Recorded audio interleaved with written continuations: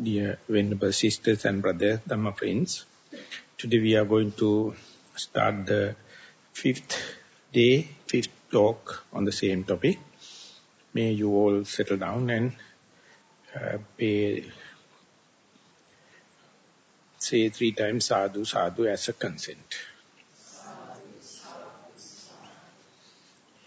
Namo tasse bhagavato arahato samma sambuddhasse. Namo tasse bhagavato arahato samma sambuddhasse. Namo tasse bhagavato arahato samma sambuddhasse. Rupam bhikkhave atta abhavissana idang me rupang labbati me rupang evang me rupang evang me vedana hotu evang me vedana ma ahosi ti. Dear Dhamma friends, we have taken this Ananta Lakkana Sutta, the characteristic of the non-self, as a common topic for this series of Dhamma talks.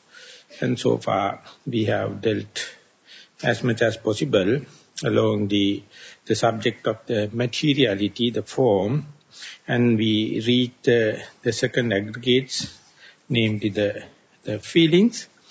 And yesterday we took time to understand the transient nature of these feelings, and if someone is endowed with this book knowledge and the theory knowledge, one may patiently observe the pleasurable feeling or painful feeling without disturbed by the undermining tendencies to see the beginning, the middle and the end. So if someone is so prepared, when and where the pain arises, not get distracted or not will not be taken for a ride. Instead, try to be patient with the pain to see the beginning, the middle and the end. This is not only opening the calm and mature approach toward the feeling. In return, it will be a good approach toward the form or materiality that we have already discussed too. If I am to little elaborate that point, if someone is little patient, whenever the distracting pain appears in the body, not to get moved or not to get discouraged, but to see the nature, the beginning, the middle and the end of the pain, he may get a better chance once the pain ceases to exist to go back to the original or primary object. For example, the in-breath and out-breath, or maybe the rising and falling in the sitting meditation.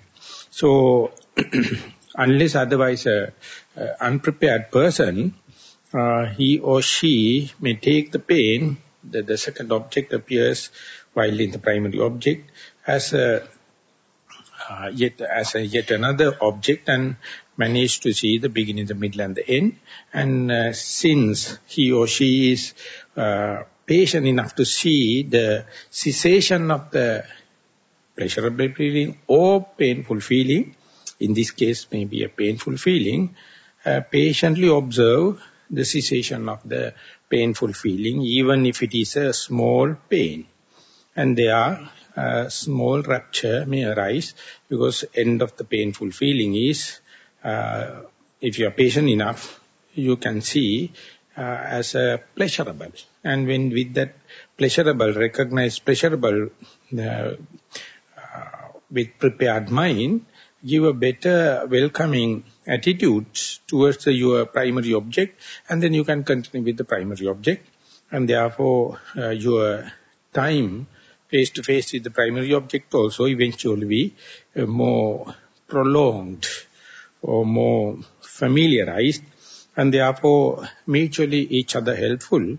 So therefore, not only learning about the nature of the painful feeling, and with the confidence can understand the form the in-breath and out-breath, or rising and falling also longer. So therefore, have a better chance to go into the deep subtlety of the in-breath and out-breath, or rising and falling. So when this is happening, more and more intense pains are going to arise, because as the time passes, the body makes a lot of uncomfortable feelings, and therefore if someone is synchronizing with the efficient mindfulness, with that oncoming deep feelings, each and everyone to see the beginning, the middle and the end, it is going to give some kind of a courage, determination, power. Even your primary object is disturbed by fairly middle type of pains, still you try to be with it without much of reaction, but to see. When this is happening, you get a better chance, as I mentioned earlier, to go into the deep, deep layers of the subtlety of the in-breath and out-breath. And there are two things happen. One thing is you are going to the deep layers more than previous sitting. Second thing is you may go into the deep layers more earlier than the last sitting in the comparative terms. So this gives good enough physical energy reservation, so that you are going to deep layers with a prepared mind and not exhausted mind with the welcoming mind. Therefore, when you go deep and deep, you can see the cessation of more and more fairly intense, painful feeling. More you go through intense, painful feeling, the cessation is going to give more and more rapture. So this is a kind of a paradoxical situation.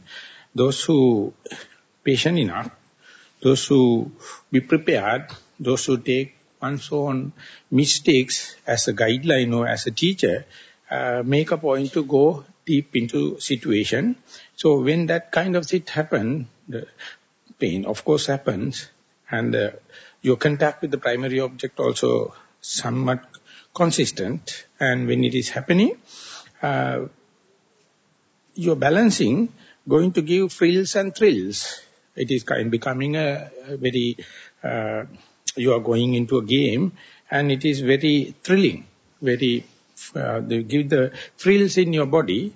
So exactly the same way, the yogi going to feel some kind of bubbling sensations, sometimes like scratching, sometimes like muscle dancing, sometimes like cool bubbles. Here and there you may going to experience, and that fairly will be strong enough to pull you from the touching point of your breath. Of course, pain also pulling you away from the touching point of the breath, or touching point of your rising and falling. But even then you feel, even the object become enlarged, even the mind goes here and there in the body, still the balance is there. Still the equilibrium is there. If you are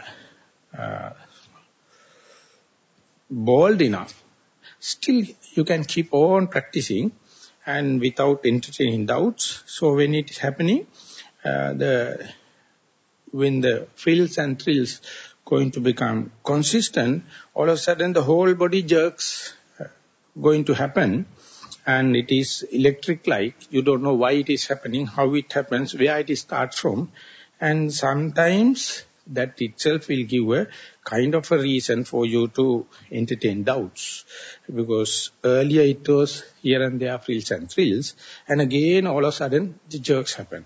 So then you do not know whether it is something, a bad sign in your meditation or good sign in the meditation.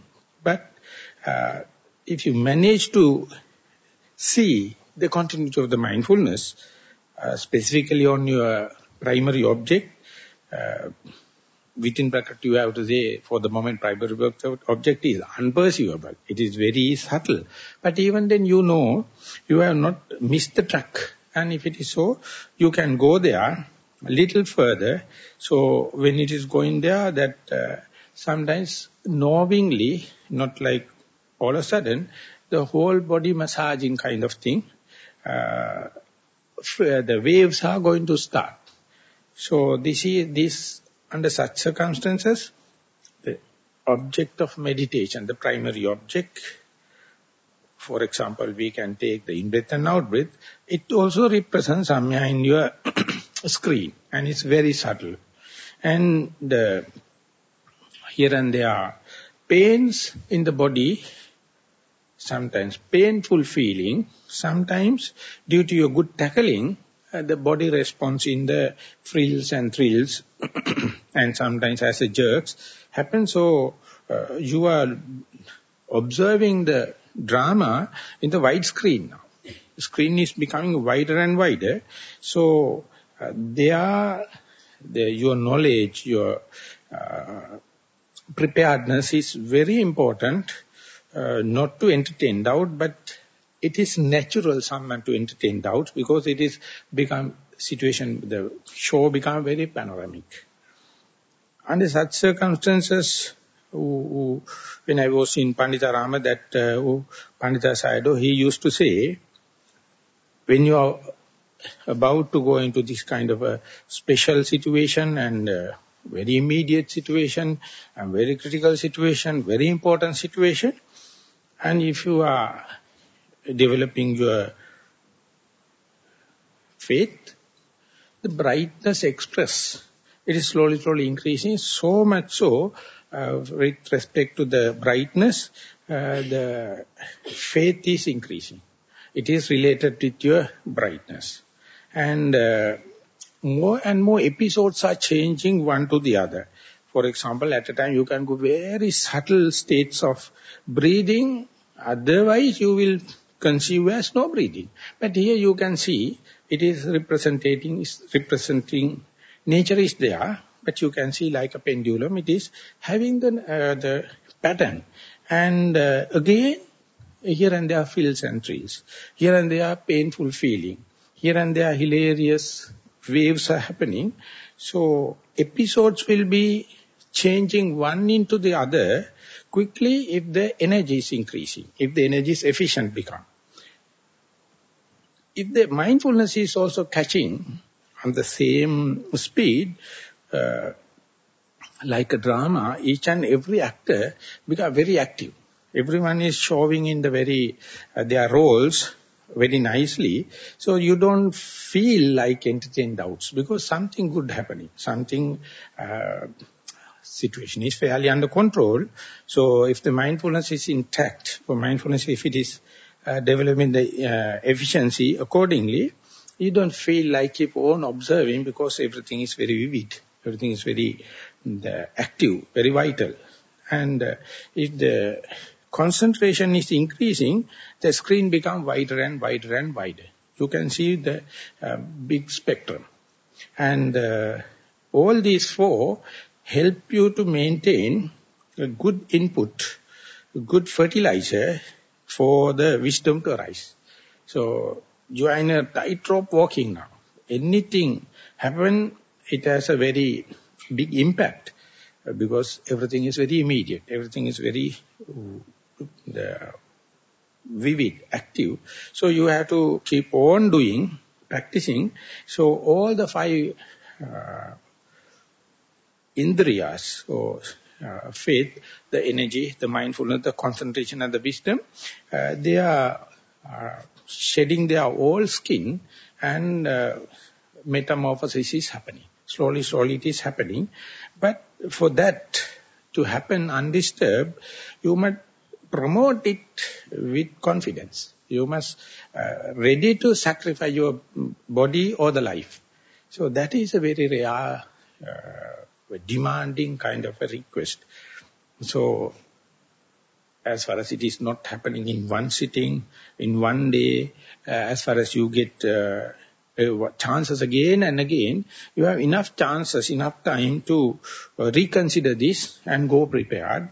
So if the atmosphere is good, you are not changing your timetable, you are not falling sick, you have no other economic, social problems, and maintain this kind of thing. That is how you get prepared.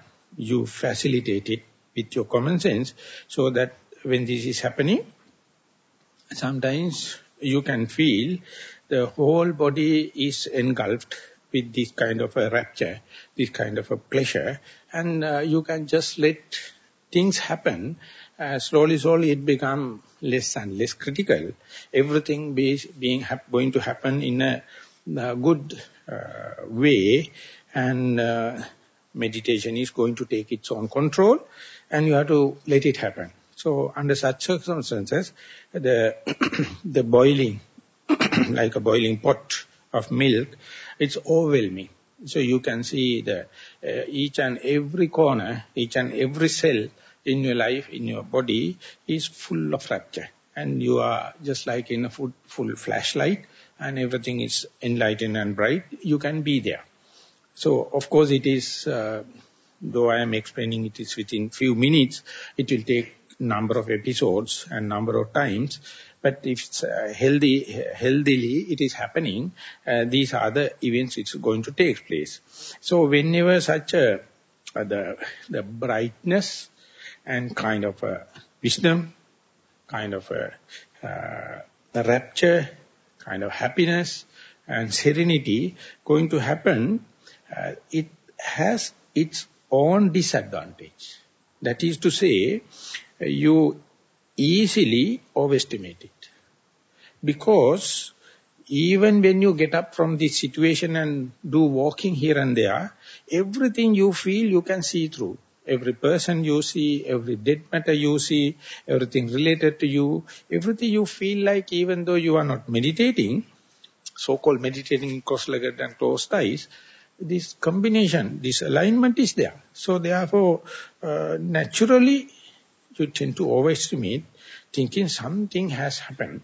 So some people take this as I achieved first jhana and got all the jhanic factors, and even you consider according to the Vitakka Vichara Piti Sukha Ekagata, yes, no one can say no.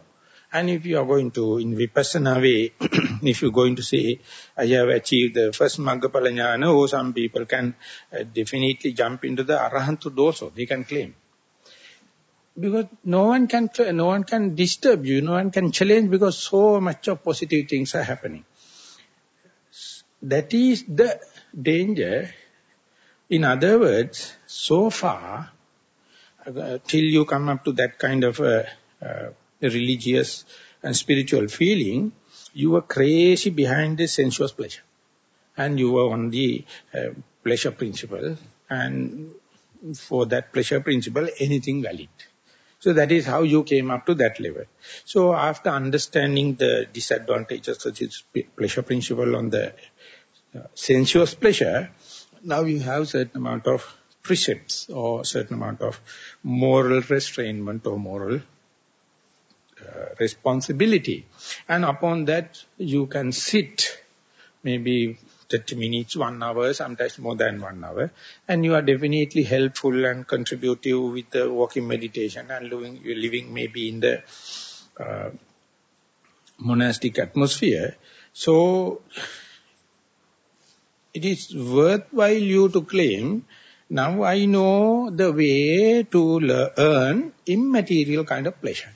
So this is this kind of light or wisdom or any rapture, any pleasure or any serenity is happening free of charge. Because whenever the mindfulness and the concentration come into line with, these things are happening. So therefore, naturally you will see this is superior when compared to the materialistic pleasure. So when with that your attachment to this kind of thing is appearing in your character, in a way that next time also when you are going to sit, you expect same thing to happen. You think that is the thing going to happen. Now it is my endowment. I am in such and such. So you expect this to happen. But the Buddha says these feelings, you can't predict like that. Buddha says that Vedana Bhikkave Anatta. So whenever it is not happening, again you start doubts. Whenever it is happening in such a quick manner, again you start to doubt. So this kind of doubt we call that Dhammuddhacha. Dhammuddhacha means arising out of good practice. This is a good sign. But still perplexity is there. Still it is not giving a clarity, or it is not going to give any resolution. Am I in the correct path or wrong? So that is why it is called Dhammuddhacha. But enough chances you to misunderstand, overestimate, and even if you overestimate, there's no permanent damage. It's a matter of wastage of time. But this is a critical time. This is a very important time. So wastage is not a normal time. So one has to be prepared. And when someone is coming up to that level, if someone is mature enough, bold enough to understand this immaterial pleasure is good, it is free of charge, it is of course due to the good alignment of your faculties, but the attachment can happen. So therefore, commentators commenting on this situation, they say, this pitfall is a trap for only successful yogis. And the misunderstanding is a wastage to the sasana at large. Not to that particular person. That particular person also get trapped.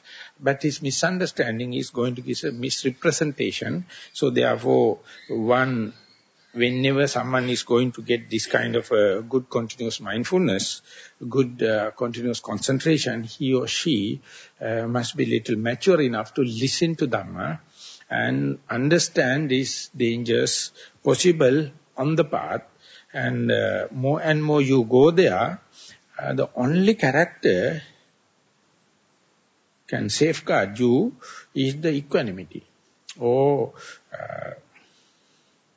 suchness, that even the pleasurable feeling happen or painful feeling happen, even if you go tackle to see the beginning and the middle and the end, each and every thought moment, the danger is not finished.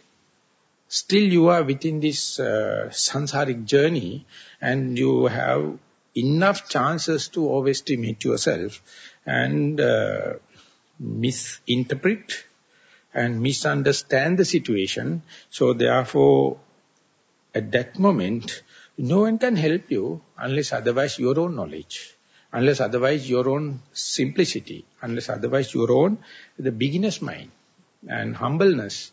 And you have to understand, anyone who is practicing like that, when the concentration and the mindful happen, it is a cause and effect relationship. This is not a gain of your personal issue. But you hardly have that much of humbleness to see this as the chain reaction. Instead you see, I am successful, I am the person who did it correctly, therefore this is mine, this is me, this is myself. So very difficult. Sensuous pleasure, of course you have disadvantages in this very life and you can pinpoint, but this is very difficult. Anyone going to tell the other person should have higher qualities, otherwise the person will be very arrogant and ready for argumenting. So that is why the Buddha, he told, if you have any kind of a compassion towards this, before advising others, you must be master on this. You must have all the qualities. With that only you can monitor someone or help someone or share with someone. Otherwise the arrogance increases. So Venerable Jnanarama, the teacher, my teacher used to say, when such a person come and reporting in the interviews, telling Bhante that when I am meditating, very easily my mind is going to this kind of brightness and I feel concentrated and I can easily cut through into the subtlest form of this in-breath and out-breath, and I feel like floating. Sometimes the teacher make the face not so happy. And then the yogi become completely upset. What is this? Everything is auspicious, that teacher is negative. Under such circumstances, the yogi may think, teacher is envious upon me because he has never experienced this kind of, and that is why he is going to cut in. So much so, the cheating mind. So much so, the perversions in within, we are protecting our ego, protecting our conceit, protecting our desire. So therefore, teacher has to be very tactful. So one day I reported, when I was in Panditarama, I reported from the beginning that I was practicing on rising and falling, and easily I lost rising and falling, and everything started moving by its own accord, and these good qualities came. I wrote few sentences. So when I am reading, the translator translated to shadow, and I found the face is going dark and different shapes. So I went on reading, and then the translator told, teacher says, you bogged down.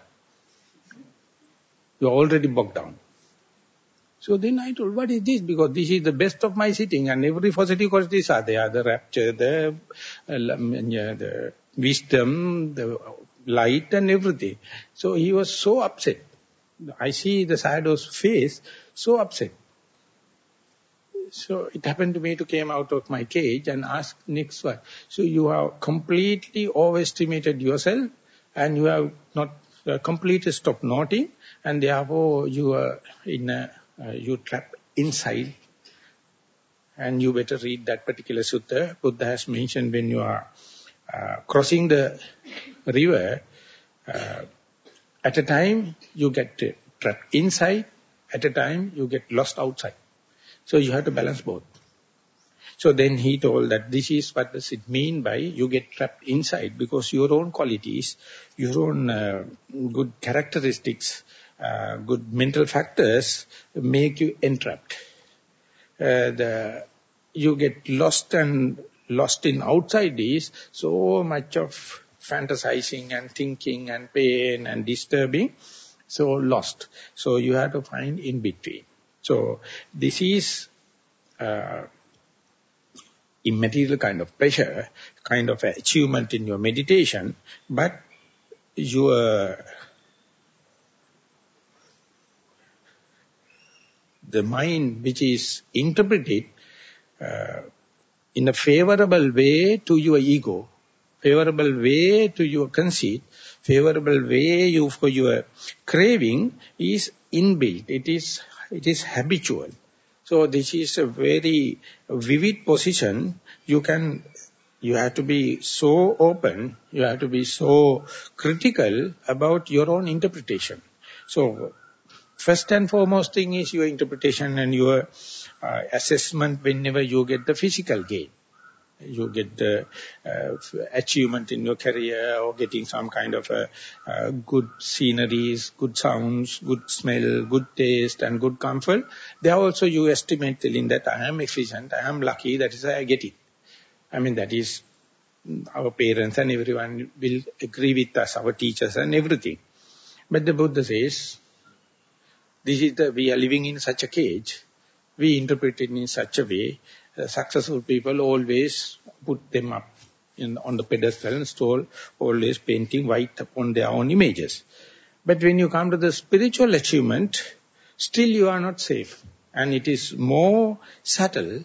So therefore it is the duty and it is a responsibility of the Buddha, not only teaching how to sit comfortably, not only teaching how to keep the mindfulness, not only teaching about how to keep the track with the primary object. And when it is happening, he is telling this kind of beautiful mental factors going to take the upper hand, and that also make a prep.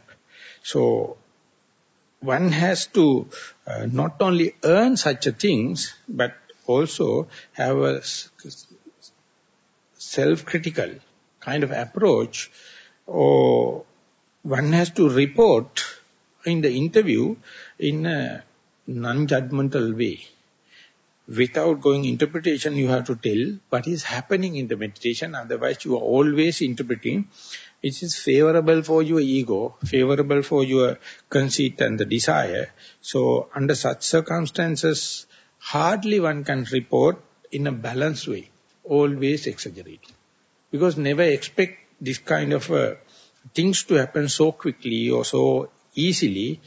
Because whenever the momentum to the good side, the better side happens, that is also gathering momentum, ultimately overwhelming. So these things are known as Vidassana Upaklesha or Vipassana Upaklesha, defilements arising on the successful path. And sometimes not only this basic characteristics, sometimes you feel your resolution, the foresight is so sharp. It is natural someone to think that I can read others' mind. It is natural to someone claim I have now telepathic connection. It is natural to say someone I can have my connection with my dead relatives, and that kind of a claim can easily happen. Or you develop kind of a energy,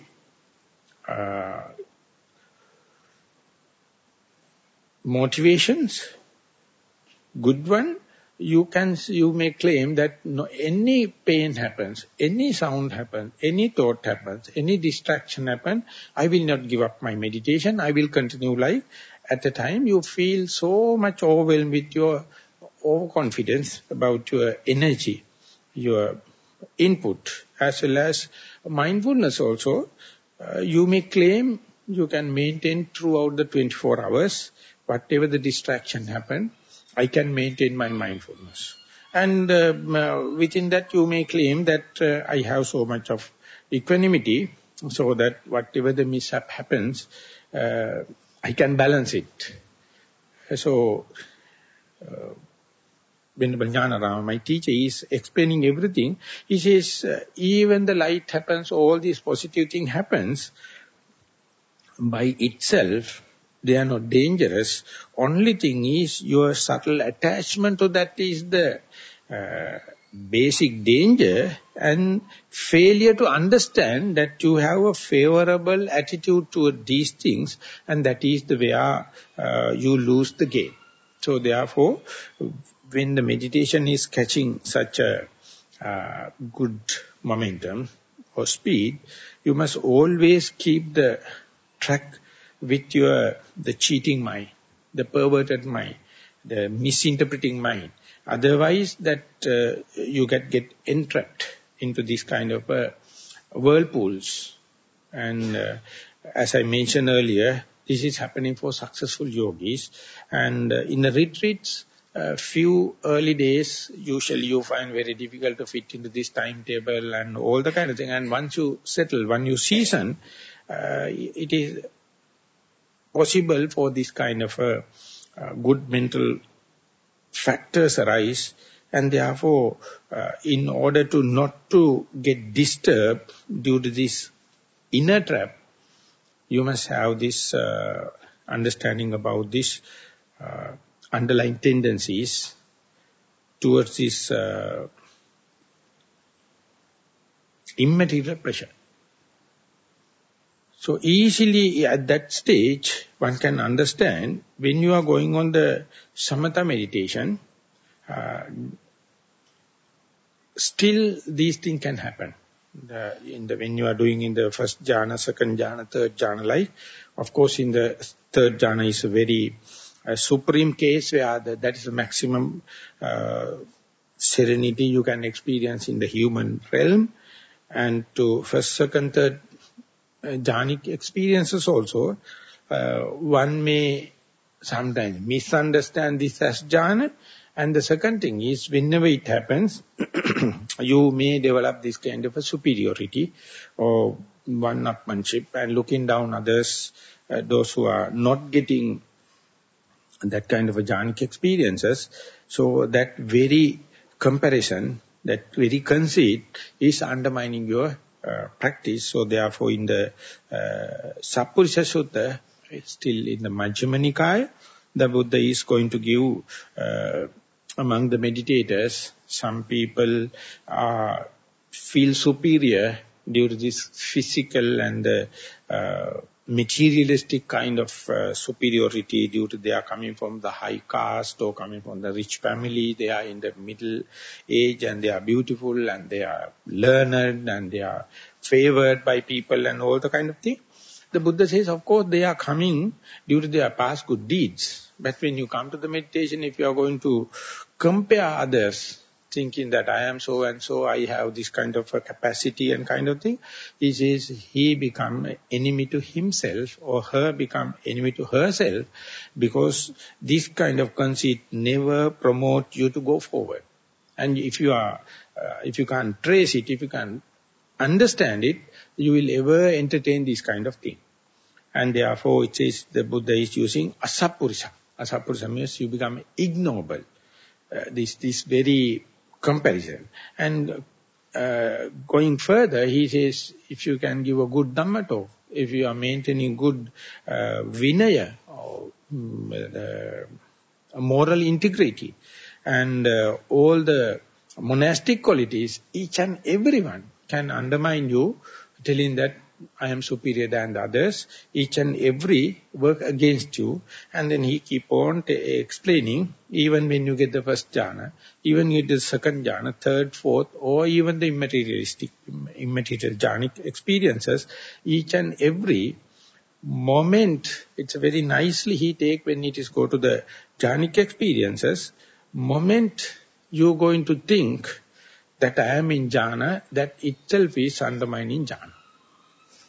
So much so, it is adding germs, the measuring, the comparison, and superiority. One thought moment, yena hi manyati tato tang hoti anyata. Whenever you are going to say, I am in a jhana, first jhana, second jhana, third jhana, that itself is breaking the trend. Because whenever you are in the jhana or in the absorption, you have no comparative mind. Whenever you are going to intrude or fork your fingers into comparison, that very comparison make the jhanic experience inferior and sometimes completely breaking off. So that is a good example.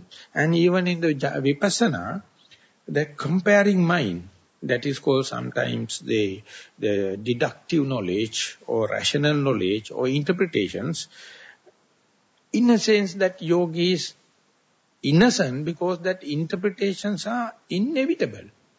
Mahasi Sayadaw, when he is writing the book, he says, whenever mind is going to go into the deep layer than yesterday or than the last sitting, the mind is opening to the new knowledge. Soon you touch that knowledge, the mind start interpreting. Mind start talking about, comparing it, all the kind of thing. So he, healthily, he's asking the question, is that deductive knowledge, is that rational knowledge categorizable into the vipassana, or it is something to be appreciated? He says, of course it is vipassana. That is how you relate with the external world, how you relate with your theory knowledge. But as far as the practical knowledge, as far as the direct touch, as far as the vipassana is leading, you are safe. Moment your deductive knowledge going to lead and vipassana going to undermine, then you are putting the cart before the horse and the trip is completely distorted. So it is so much tricky, so much volatile, so much beyond your control. So always you have to be very humble. You have to develop the beginner's mind. And unless otherwise you are associating such a meditative circle or noble friends and share with others, this trap is there. And this is happening whenever you are shifting or transitional period from the material to the mental sphere, rupa, from rupa to the nama, because for the first time, in another way, that's in the same state, for the first time you are bound to see the beginning, the middle and the end of anything arising. Not only the materiality, even the feelings. Of course, the perception and volition and consciousness is still happening in the wholesale business, but the materiality and feelings you can do in retail basis. When and where happen, you can see beginning, the middle and the end. So therefore, it is reasonable for you to appreciate it, but you ultimately take everything. Now I can put into vipassana, everything I can see the beginning, the middle and end. So you're going to claim, I can see anicca dukkha anatta, I can see vipassana jnana, I am progressing with the vipassana. So whatever the theory knowledge will going to give a boosting to your ego and conceit and liking and to your own experience. So that is the what one has to take care. So therefore, Vedana, feelings, in a sense it is deep, in a sense it is complicated, in a sense it is important. That is because whenever you are dealing with the Vedana, your undermining tendencies becoming more immediate, they become more proximate than the materialistic sphere. So therefore, as the Chula Vedala Sutta, as we quoted yesterday, each and every negative or painful feeling is always associated with the Patigahanusa, Anusaya, that is the undermining tendency of the hatred. So you have to understand, whenever the painful feeling arising due to external factor or whatever may be, the mind is so conditioned, the negative feeling arises. So not only you see the pain by itself, pain per se, but you have to understand how the undermining tendency jump into. And I can give two examples to exemplify this. You see, when the rainy time, when the clouds are becoming very thick, atmosphere become about to have a lightning. And earlier we thought the lightning is striking from the clouds to the ground. But now it is very clear, it is the upsurge from the earth is the one damaging the equipments. The very high charge situation around at the cloud level, but earth is projecting upsurge, and then that is what connected with the positive charges there, then the lightning happen. So most dangerous thing is coming from the earth to the cloud, not the cloud to the earth. Exactly the way when the pain happens, external cause source is going to give you painful feeling. And then internally you develop hatred. When both them comes, it is becoming unbearable. The Buddha says, painful feeling, a physical feeling is like a dart. It is strike in your body like a peg, a dart. And immediately you contribute to the second dart, that is hatred. Only the Buddha says, when two darts are prick on the same point, it becomes unbearable. Single dart you can bear. The second part is your own contribution. But you never see, you always think the external thing and come and disturbing me. But the real thing happen is your own contribution of the hate or undermining tendency of the dislike or arrogance or hate it go unnoticed, and therefore you always attribute the pain to the external sources. Very hardly you will see your own creation, your own undermining tendency is the main culprit, make it unbearable. And whenever the pleasurable feeling happen, always the undermining tendency of desire is go there and hook it up with. For an example, when Katukunde Jnananda Swami Nasa presented, when you are stitching with the help of a sewing machine, the needle put one thread down, and there's underneath there is a shuttle, and it is catching from the down, each loop it is going. So exactly the way the stitching is happening. So you see only the needle is running. But each time it goes, it catch it with, that is how stitching happen. Imagine a point where no threads in the bobbin. No stitching. It appears like stitching from the top view, you can see, but it is not hooked up down there, so therefore it will easily get out. So therefore, if you can discriminate as if you are discriminating in-breath and out-breath, this is in-breath, not out-breath, this is out-breath, not in-breath, right? How much you contribute, how much it is coming from outside. In the pain, if you are skillful in the in-breath and out-breath, you can see this is the physical pain due to the bent knee or due to the heat, and this is the hook that it is coming down and stitching, that is called the hatred. So each and every time if you understand it, you will see a very panoramic, very dynamic way how much it is misinterpreted, how much it is attributed to the external sources, but the main culprit is still lying within. So that very hateful undermining tendency, is that volitional? Is that belongs to you? Can you claim this as yourself? If it is so, why this your own thing inflicting so much of suffering? Then the Buddha says, understanding that, just disclaim it, it is happening habitually. Mind has been so conditioned, whenever the bad feeling happen, the undermining tendency of hatred is happening habitually. Even if you wish, you can't control. Under such circumstances, can you claim this pain as me, as mine, as myself, or can under my control? Unless otherwise you separate it out, what is coming from outside, what is going inside, hardly you will see, you will always see whatever I am doing, it is for the pleasure, maximizing of pleasure. But analyzing, you can see there are a lot of activities under the carpet, in the pain body.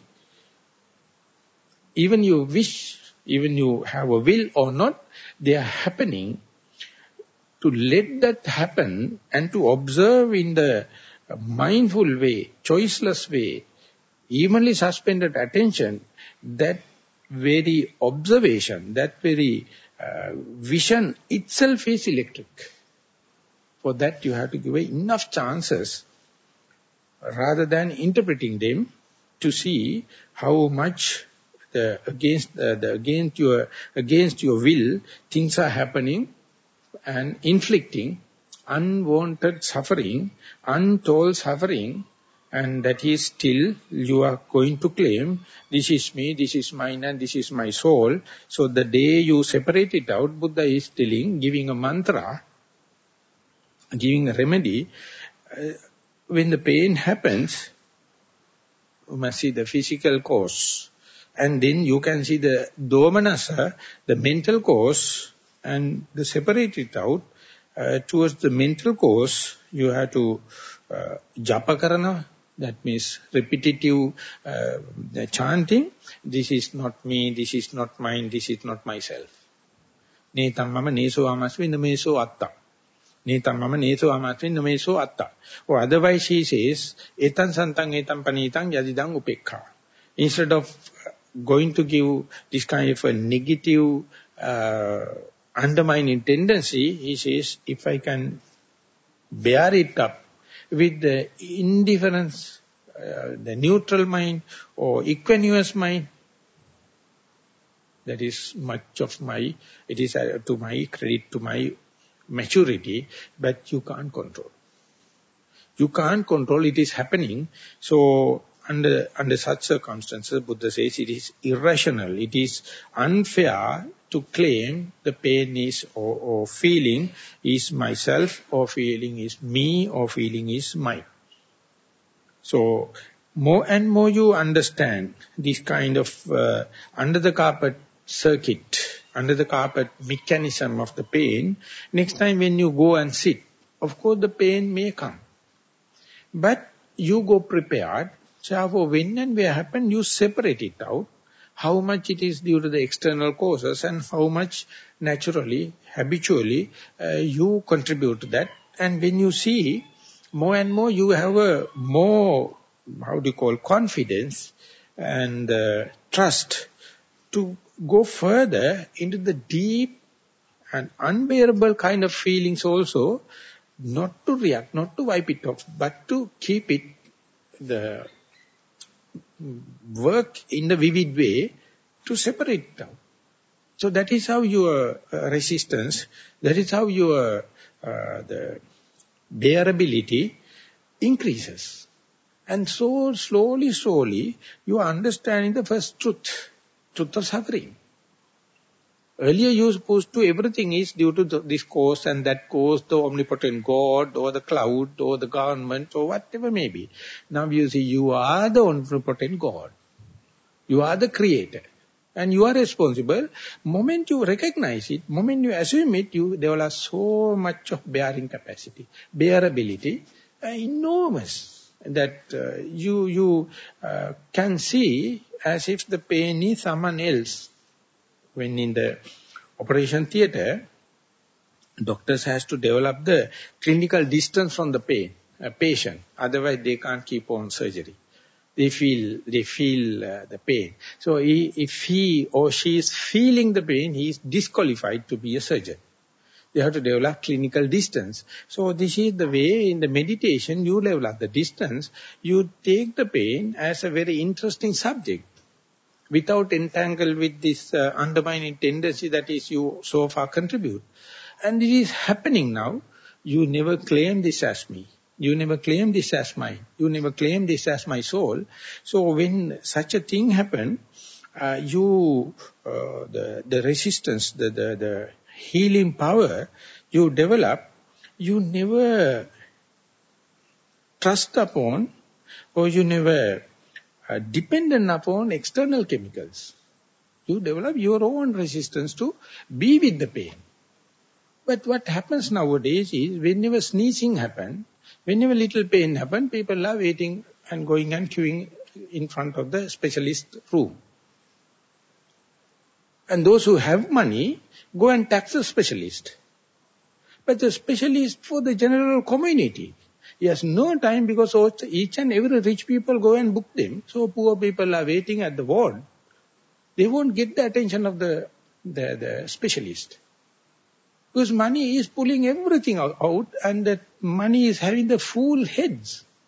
They are making the trends. Ultimately, due people won't get the attention. Instead, the fearful people, those who call they are rich, idiots, make the trend. So therefore, money make that indispute distribution of the wealth.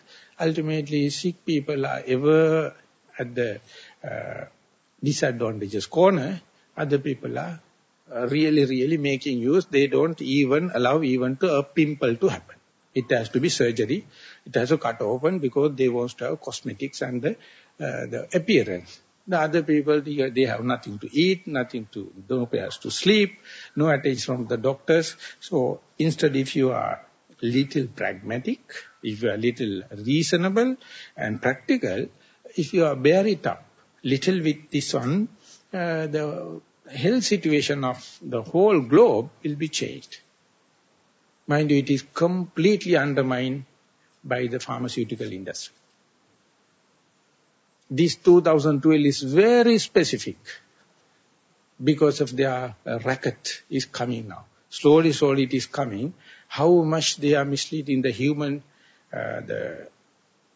as a human kind.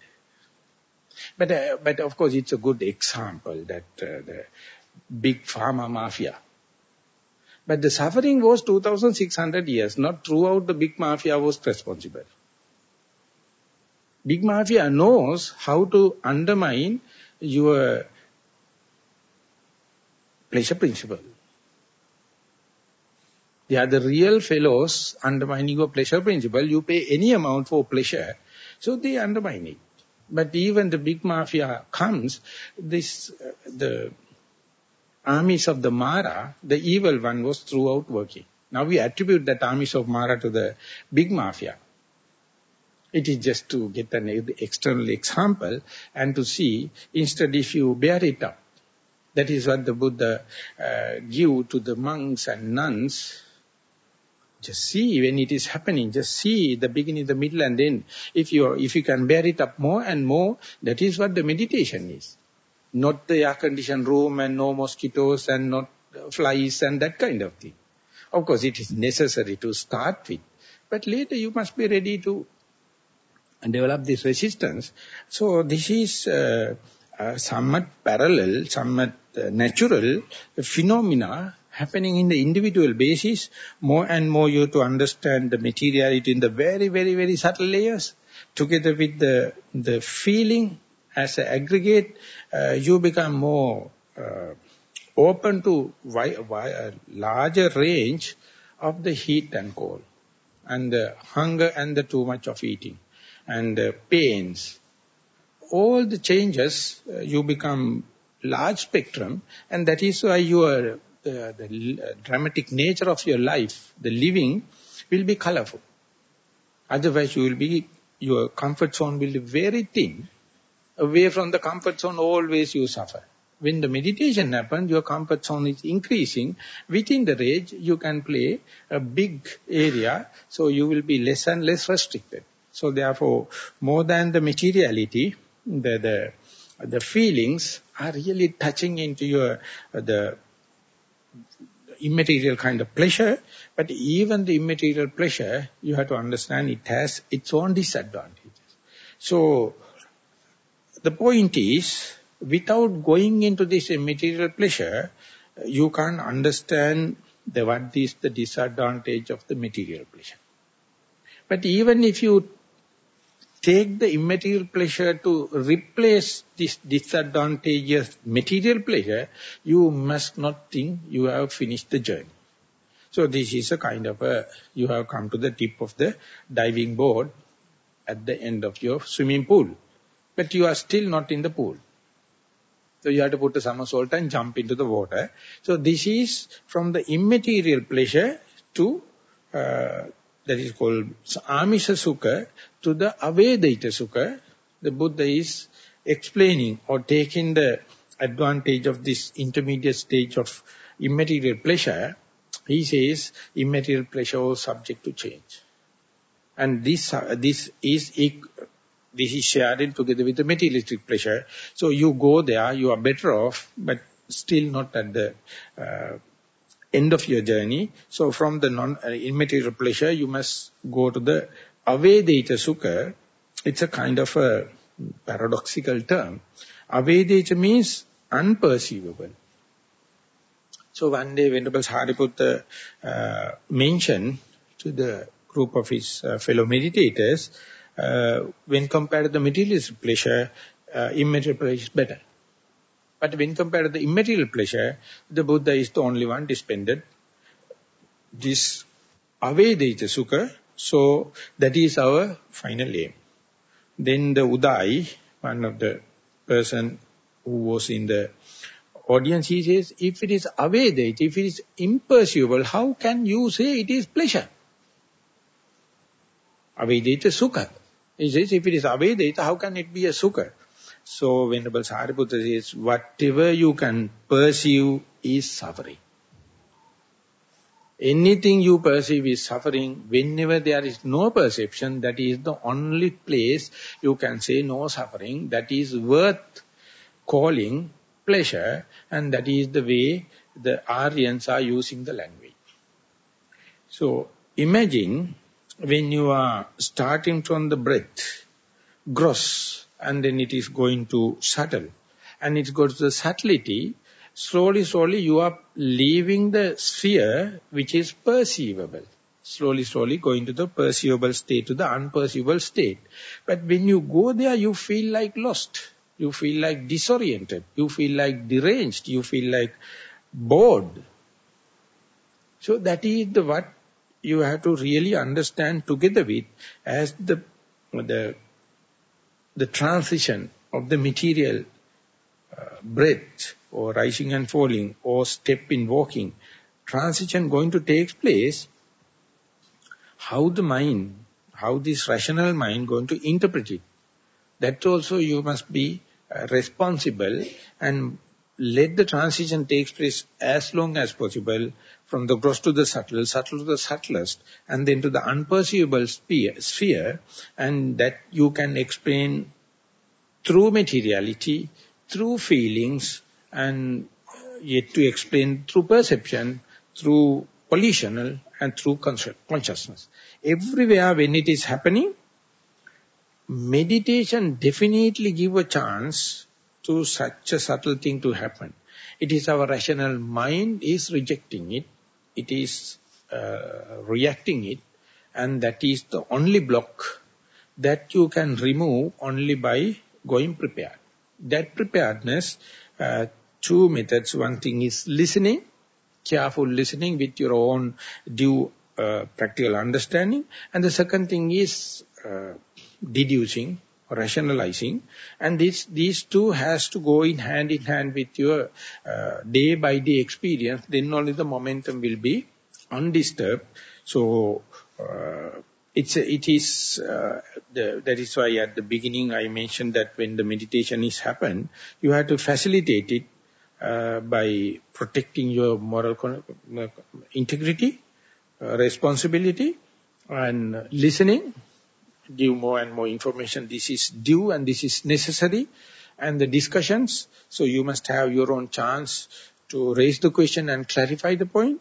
On top of that, you have to do concentration meditation and the insight meditation.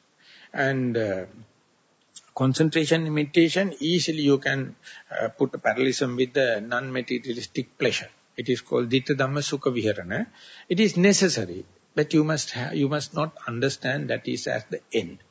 That is, it has its own disadvantages. Only the vipassana, only the insight meditation is not only see the good side, it is always keep the critical eye to the disadvantage side.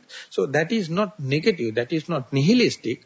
Otherwise you will get into the trap, get into the pitfalls. So therefore, keep this everything open it's kind of a dimension which is not belongs to humankind. This kind of openness never demanded for any subject in the world. So therefore this is giving kind of a evolution into your being. One Westerner, when he's writing, he told that the human to make out from the other beings, it took 40,000 of years of the natural selection. Through the natural selection, ultimately, human being came up to the point they can be aware, here now I am. Not a single animal in the world can understand, here now I am. So therefore, human mind has come to such a cross-section that they can be here and now. But if you do not apply this openness and this the qualities of mindfulness, still you can be a humankind and still suffer exactly like other animals. But if you employ this and keep it open all the time, Buddha says 7 years enough to end this whole evolution and go to final liberation. And if it is not 6 years, 7 years, can be by 6 years, 5 years, 4 years, 3 years, 2 years, 1 year, 7 months, and ultimately 7 days. So that is the area you can cut short this whole unlimited amount of suffering into 7 days. It is possible, but you must be really geared to all the capacities and the endowment, and then only you can cut through it. So therefore, the Buddha, doing his own task first, and giving such a lucid communication, he says, I can't help you. You have to do your own task.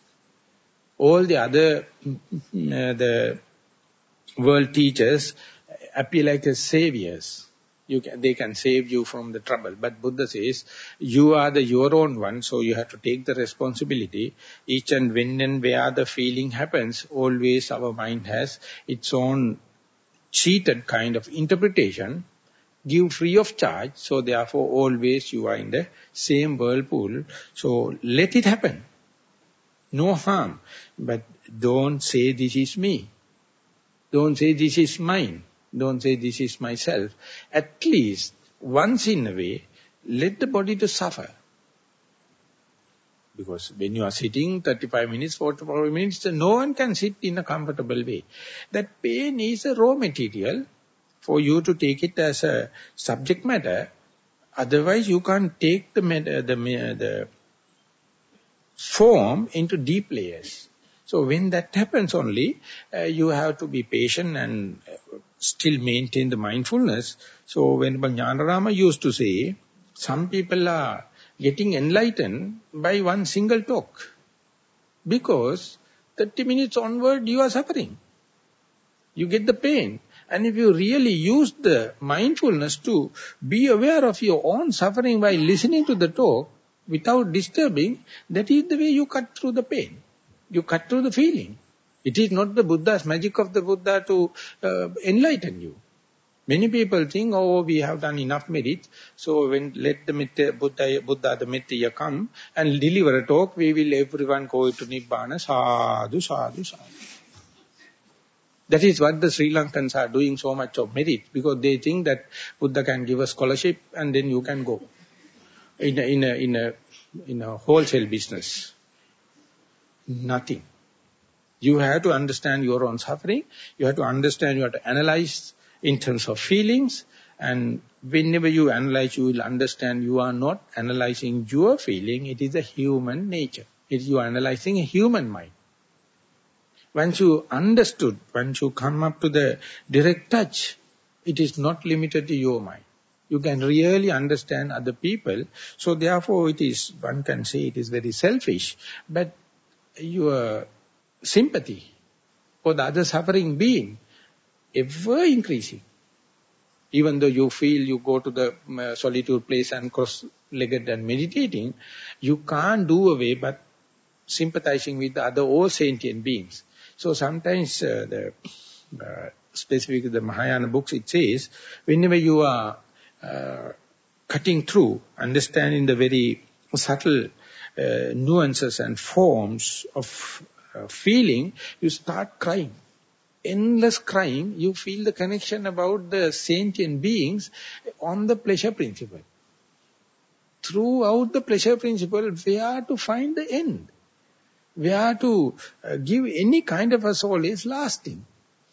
So being as me, as myself, was following so far, and whenever you're going to see how the mechanism of feelings happen, you see, unless otherwise you have this door opening, where is there any kind of answer? So you get connected through feelings to the whole suffering beings. So you never feel hurting even a person, because he or she is having his own share. Why should you think about? Everyone is suffering at the full-fledged. And you never appreciate any envious feeling or hate to others. Of course, they are happening. They are happening due to your condition. Even and where it happens, you disclaim it. This is not me. This is not mine. This is not myself. What to do? If it is hurting other person, you will go and excuse. You will go and ask pardon. I'm sorry. Due to this kind of thing, it would have hurt. That is, but I have not done it intentionally. So you have no hesitation to apologize. And that is what again come back to the beginner's mind. Again you become very humble, very feel everyone like brothers and sisters, even the animal beings. Of course, being that you may be fighting and there may be some misunderstanding and mishaps. So one fellow, not the one fellow, it is wrong word. One father, Catholic father, he has mentioned, whenever you are going into this kind of deep feelings, deep understanding and deep experiences, the shifting of paradigm he put into this way. Earlier you as a human being trying to get the spiritual experiences. But when you are passing this, you will be a spiritual being trying to get the human experience by your mistakes. That is how the connection happens. So it explains everything. At the beginning, you try to be a spiritual being, having a lot of human experiences. So you increase the mindfulness, increase the faith, increase this and that. But whenever you understand feelings, through its mechanism, you feel you are already spiritual. But day to day you do mistakes, there you feel your human experience. And then you understand all other beings, why they are behaving like that. You never find someone is wrong, someone is correct and kind of thing. It's a cause and effect relationship. So whatever you can do, you would do, but you know that won't give any lasting answer. It is just a temporary this thing. Whenever the babies are crying, we give the rubber, what do you call super? Pacifier. So all the religions are going to give a rubber super. But the Buddha says it is temporary, this thing. So therefore, why not mind your own business and take whenever the pain happen, whenever the materiality happen, try to see things as they are. But of course, it is not so tasty. It is bitter in taste, humiliating, but lasting. And that is more true to the feelings than the materiality. So therefore, materiality is the pathway making for you to develop the deeper layers of mindfulness and the concentration. But you must be prepared to go into the deep. And so at the beginning, for you to you to go into this sphere, this kind of rapture kind of thing, may take 35-40 minutes. But if you are continuing the same timetable, 1 or 2 minutes time, you can cut through and go into this sphere. It is better because you are going into the new area with full of physical energy, the virya. You can be long time. And longer you sit, longer you experience with feelings. And that going to give a longer immunity and resistant power, and that is a kind of a preparation for your inevitable death, inevitable old age, inevitable sickness. So when such a thing happens, if you have this kind of a experience, you will thank your investment on the vipassana. Otherwise, you have to keep on asking outside helps.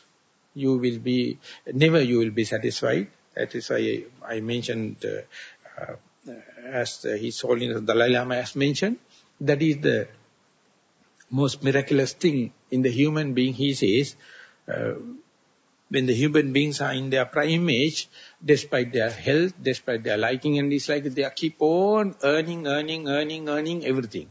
To the point, he is to say, now he is professionally exposed to unwanted thing and he is chronically sick. Then he spend all what he has earned for that sickness and at the end, nothing.